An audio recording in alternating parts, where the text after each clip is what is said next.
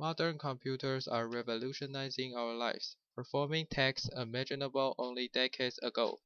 This was made possible by a long series of innovations. But there's one foundational invention that almost everything else relies upon: Boolean algebra. So what is that? And how does an algebra enable all the amazing things computers can do? Boolean algebra has only two possible values: the logic gate condition true and false, denoted by binary digits at 1 and 0. They are represented by high and low voltages. Equations are implemented via logic gate circuits that produce an output of 1 or 0 based on whether the input satisfies a certain logical statement. These circuits perform three fundamental logical operations: conjunction, negation, and disjunction.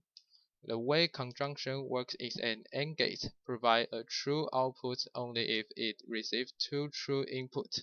The way negation works is a NOT gate. It takes a single Boolean value, either true or false, and negates it. It flips true to false and false to true.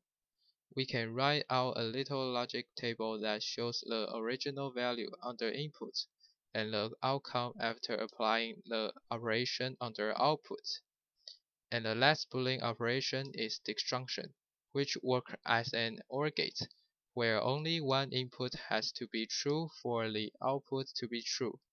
The only time an OR statement is false is if both inputs are false. Circuits can be combined to perform complex operations, like addition and subtraction, and computer performance consists of instructions for electronically performing this operation. This kind of system needs a reliable and accurate method for controlling electric current. The solution was a transistor. Instead of electrode, it uses a semiconductor, like silicon, treated with different elements to create an electron-emitting N-type and an electron-absorbing p-type. These are arranged in three alternating layers with a terminal at each: the emitter, the base, and the collector.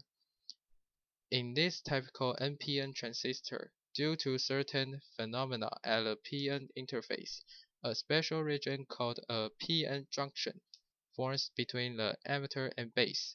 It only conducts electricity when a voltage exceeding a certain threshold is applied. Otherwise, it remains switched off.